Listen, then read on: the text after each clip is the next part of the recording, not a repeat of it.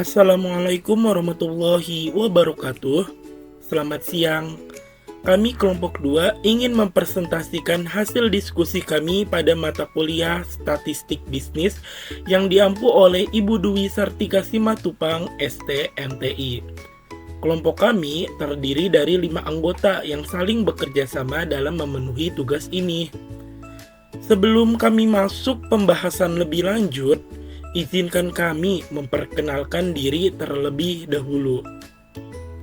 Yang pertama, saya sendiri, Muhammad Fajri Permana Haryanto dengan NIM 202208011439. Selanjutnya, Aldian Alifen dengan NIM 202208011015. Selanjutnya lagi, Maulana Rangga Arosyid dengan NIM 202208011234. Selanjutnya lagi, Alfianto Tonapo Mendropa dengan NIM 202208011045. Dan yang terakhir, Nur Muhammad Padilla dengan NIM 2022080114.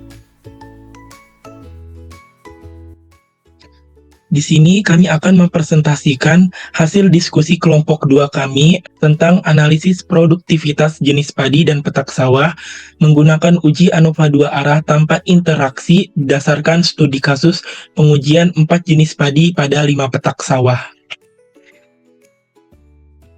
ANOVA 2 arah. Uji ANOVA 2 arah ini melakukan pengujian dengan tidak hanya melihat pengaruh dari satu faktor saja, namun juga dengan memperhitungkan faktor blok. Uji ini dilakukan untuk melihat pengaruh dari blok terhadap perbedaan rata-rata. Teknik analisis dengan menggunakan 2 blok akan dapat mengurangi kombinasi kesalahan.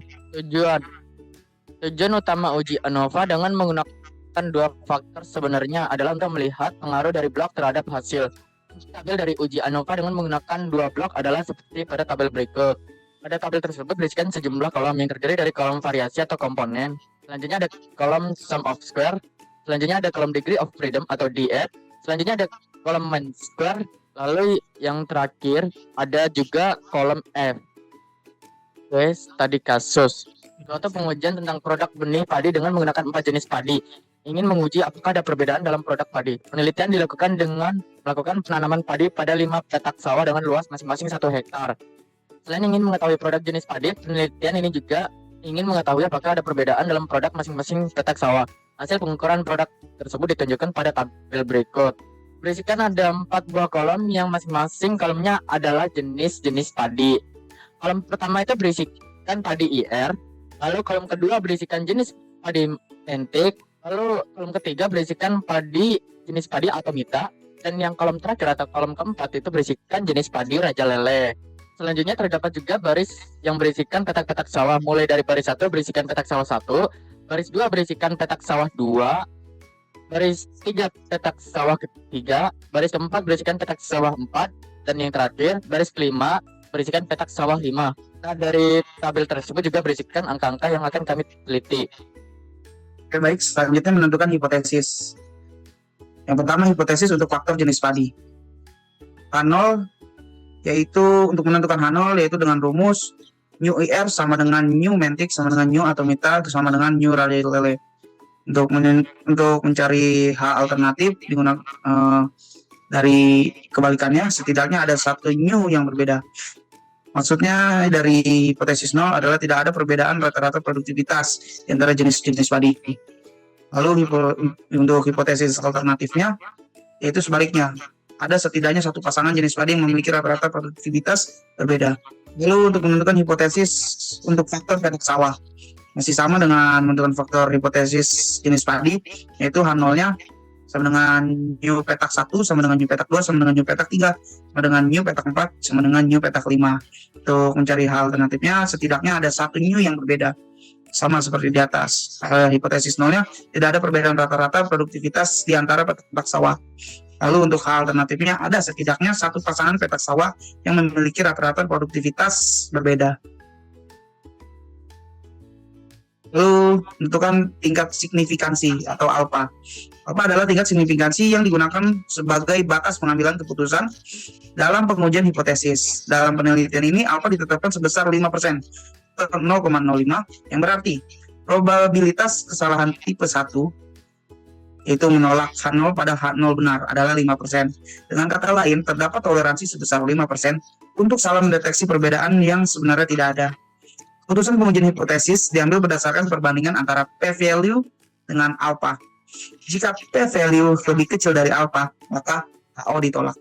Jika p-value lebih besar atau sama dengan alpha, maka gagal menolak HO. Selanjutnya kita punya data awal. Di sini ada kolom peta, kolom IR, kolom mentik, kolom atomita, kolom rajalele, dan ada 5 kolom. Ada 5 kolom dan 5 baris. Untuk menentukan rata-rata jenis padi adalah dengan cara menjumlah kolom dari setiap jenis padinya. Contoh, kolom IR dijumlah, lalu dibagi dengan jumlah baris. Di sini mendapatkan hasil IR rata-rata jenis padinya ada 6,6, mentik 5,4, atomita 6,2, dan rajalele 5,4. Selanjutnya mencari rata-rata petak sawah sama dengan rumus yang tadi, namun kebalikannya, yaitu jumlah baris dibagi jumlah kolom. Maka rata-rata petak sawah didapatkan untuk di petak 1 5,75, petak 2 5,75, petak 3 6,25, petak 4 6, dan petak 5 5,75. Dengan rata-rata totalnya 5,9. Langkah selanjutnya yaitu kita melakukan perhitungan total sum of square atau EST dengan rumus perhitungan matematis seperti berikut, yaitu sigma dalam kurung XIJ dikurangi X bar pangkat 2. Dari rumus tersebut, agar mempermudah dalam melakukan perhitungannya, kita membagi perhitungan itu menjadi beberapa baris, yaitu ada 5 baris. Nah, untuk baris pertama, angka 6 ini didapat dari baris pertama, kolom pertama dikurangi rata-rata total yang sudah didapat sebelumnya, kemudian dipangkatkan 2 sehingga memperoleh hasil 0,01. Selanjutnya 5 ini dari baris pertama kolom kedua dikurangi rata-rata total pangkat 2 sehingga memperoleh hasil 0,81. Selanjutnya 6 itu baris pertama kolom ketiga dikurangi rata-rata total kemudian dipangkatkan 2 sehingga memperoleh 0,01. Selanjutnya 6 ini diperoleh dari baris pertama kolom keempat dikurangi rata-rata total kemudian dikuadratkan 2 sehingga memperoleh hasil 0,01, sehingga baris pertama bila kita jumlahkan memperoleh hasil 0,84. Begitupun rumus untuk baris selanjutnya. Baris kedua memperoleh hasil 2,84, baris ketiga memperoleh hasil 3,24, baris keempat memperoleh hasil 2,04, dan baris kelima memperoleh hasil 2,84. Kemudian dari kelima baris tersebut kita jumlahkan, hasilnya mendapatkan 9,8 untuk total sum of square-nya. Nah, langkah selanjutnya yaitu kita menghitung sum of square untuk faktor jenis padi atau ES kolom dengan rumus matematis seperti berikut. Nah, maksud dari rumus matematis ini itu kita melakukan perhitungan rata-rata kolom yang sudah didapati sebelumnya, kemudian dikurangi rata-rata total, kemudian dipangkatkan 2. Nah, seperti berikut. Nah, 6,6 ini dari rata-rata kolom pertama dikurangi rata-rata total, kemudian dipangkatkan 2, sehingga kolom pertama, kolom IR itu mendapatkan hasil 0,49, kolom mentik memperoleh hasil 0,25, kolom atomita memperoleh hasil 0,09, dan kolom yang terakhir yaitu kolom keempat memperoleh hasil 0,25 atau kolom rajalele memperoleh hasil 0,25. Nah, dari kelima kolom tersebut kita jumlahkan sehingga didapat hasil 1,08, kemudian kita kalikan 5. 5 itu adalah jumlah barisnya dalam dataset kita. Jadi 5 dikali 1,08 sehingga memperoleh hasil untuk SS kolom adalah 5,4. Nah, selanjutnya kita melakukan perhitungan sum of square untuk faktor petak sawah atau S baris. Rumusnya masih sama seperti rumus sebelumnya, cuman di sini kita menghitung dari rata-rata baris. Jadi, rata-rata baris dikurangi rata-rata total dipangkatkan 2 sehingga baris pertama atau petak pertama itu memperoleh hasil 0,0225, baris kedua memperoleh hasil yang sama yaitu 0,0225, baris ketiga memperoleh hasil 0,1225, baris keempat memperoleh hasil 0,01 dan baris kelima memperoleh hasil 0,0225.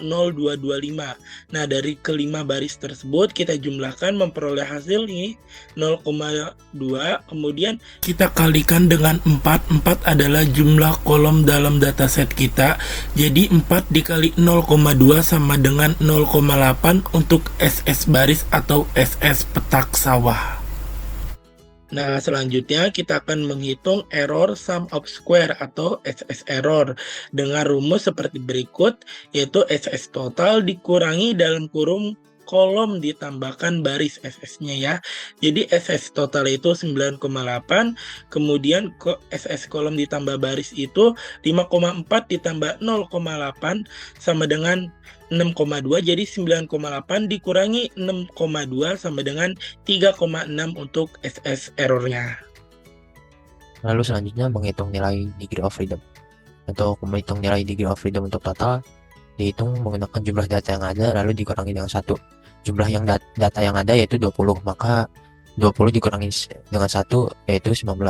Lalu selanjutnya degree of freedom untuk kolomnya. Untuk menghitung nilai degree of freedom kolom, dihitung menggunakan jumlah kolom yang ada pada data lalu dikurangi dengan 1, maka 4 dikurang 1 yaitu 3. Lalu untuk menghitung nilai degree of freedom untuk barisnya, dihitung menggunakan jumlah baris yang ada pada data lalu dikurangi dengan 1, maka 5 dikurangi dengan 1 sama dengan 4. Lalu selanjutnya menghitung nilai degree of freedom untuk error.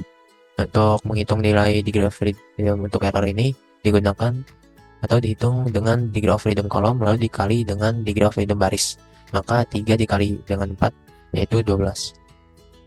Lalu selanjutnya menghitung nilai mean square. Untuk menghitung nilai mean square untuk kolom, di sini dihitung menggunakan sum square kolom per atau dibagi dengan degree of freedom kolom. Untuk nilai sum square kolomnya tadi yang telah dihitung yaitu didapat nilai 5,4. Untuk nilai degree of freedom untuk kolomnya didapat nilai 3, maka 5,4 dibagi dengan 3 sama dengan 1,8.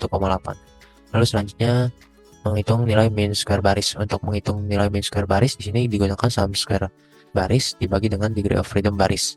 Untuk nilai sum square baris yang telah dihitung didapat nilai 0,8. Lalu untuk nilai degree of freedomnya, nilai degree of freedom untuk barisnya yaitu 4, maka 0,8 dibagi dengan 4 sama dengan 0,2.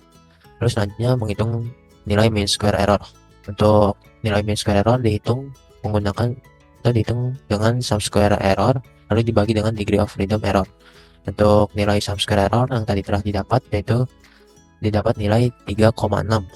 Lalu untuk nilai degree of freedom errornya didapat nilai 12, maka 3,6 dibagi 12 sama dengan 0,3. Lalu selanjutnya menghitung nilai F statistik atau F hitung untuk kedua faktor. Nilai F hitung untuk jenis padi atau kolom dihitung dengan mean square kolom dibagi dengan mean square error. Untuk nilai mean square kolom yang tadi telah dihitung didapat nilai 1,8, dan untuk nilai mean square errornya didapat nilai 0,3, maka 1,8 dibagi dengan 0,3 sama dengan 6. Lalu untuk nilai F hitung untuk petak sawah atau untuk barisnya hitung menggunakan mean square baris lalu dibagi dengan mean square error. Untuk nilai mean square baris yang tadi telah dihitung didapat nilai 0,2, maka 0,2 dibagi dengan 0,3 sama dengan 0,67. Lalu selanjutnya mencari nilai kritis F.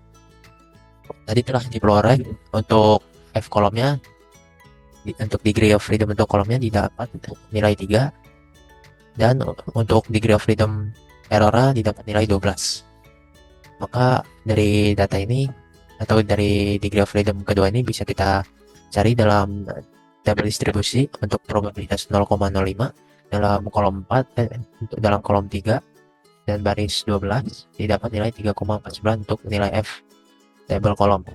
Lalu untuk nilai F tabel baris tadi telah dihitung degree of freedom yang didapat untuk barisnya yaitu 4. Maka bisa dilihat di sini untuk kolom 4 dan baris 12 didapat nilai 3,26. Maka diperoleh untuk kedua nilai F-table-nya. Untuk F-table kolom didapat nilai 3,49 dan untuk nilai F-table baris didapat 3,26.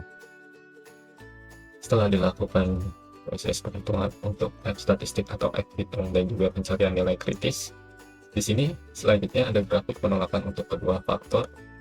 Dan yang pertama, di sini ada grafik penolakan untuk hipotesis jenis padi. Untuk F kritisnya 3,49 dan digambarkan dengan garis putus berwarna merah. Kemudian F hitungnya 6 digambarkan dengan garis putus berwarna hijau. Dan untuk area penolakan H0 atau area kritisnya digambarkan dengan arsiran berwarna merah. Dan untuk kasus yang jenis padi ini, F hitungnya berada di daerah kritis. Dan selanjutnya, untuk grafik penolakan hipotesis untuk petak sawah, F kritisnya berada di 3,26 dan F hitungnya berada di 0,667. Dan berbeda dari yang jenis padi sebelumnya, untuk yang faktor petak sawah ini, F hitungnya berada di luar daerah kritis atau area kritis. Oke, selanjutnya di sini ada tabel ANOVA.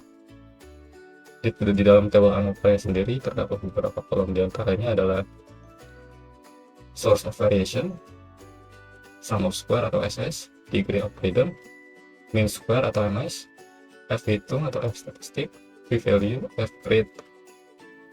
Dan untuk yang kolom atau sebelum kita dinotasikan sebagai faktor jenis padi, untuk sum of square-nya adalah 5,4, degree of freedom-nya adalah 3, mean square-nya adalah 1,8, F hitungnya adalah 0,667, dan P value-nya adalah 0,627, dan yang terakhir F rate-nya adalah 3,26. Selanjutnya ada baris, yang dimana baris ini dinotasikan sebagai faktor petak sawah. Dia memiliki sum of square yaitu 0,8, degree of freedom-nya 4, mean square-nya adalah 0,2, F hitungnya adalah 6, P value-nya 0,009, dan F rate-nya adalah 3,50. Dan untuk totalnya sendiri, sum of square di sini berjumlah 9,8 dan degree of freedom berjumlah 19. Selanjutnya di sini ada penarikan kesimpulan untuk kedua buah faktor. Yang pertama ada untuk faktor jenis padi. Di sini dari hasil perhitungan menunjukkan bahwa nilai F hitung untuk faktor jenis padi bernilai 6, yang dimana lebih besar daripada F table yang telah dicari sebelumnya, yaitu berjumlah 3,49. Dan nilai P-nya di sini berjumlah 0,009, yang dimana lebih kecil daripada alfa atau tingkat signifikan yang kita pakai, yaitu 0,05. Yang berarti di sini untuk yang faktor jenis padi, dia menolak hipotesis 0 atau Q 0, sehingga ada perbedaan signifikan dalam produktivitas antara jenis padi. Lanjut, untuk kesimpulannya faktor petak sawah, dari hasil perhitungan menunjukkan bahwa nilai F hitung bernilai 0,667, yang dimana lebih kecil daripada F table yang ditemukan yaitu 3,26, dan nilai P 0,627 lebih besar daripada alfa yang kita pakai yaitu 0,05. Yang berarti di sini untuk yang faktor petak sawah, dia gagal menolak hipotesis 0 atau K0, sehingga tidak ada perbedaan signifikan dalam produktivitas antara petak sawah. Cukup sekian presentasi dari kelompok kami ini. Terima kasih bagi yang menonton sampai akhir video. Mohon maaf jika ada kesalahan atau kekurangan dalam penyampaian materi.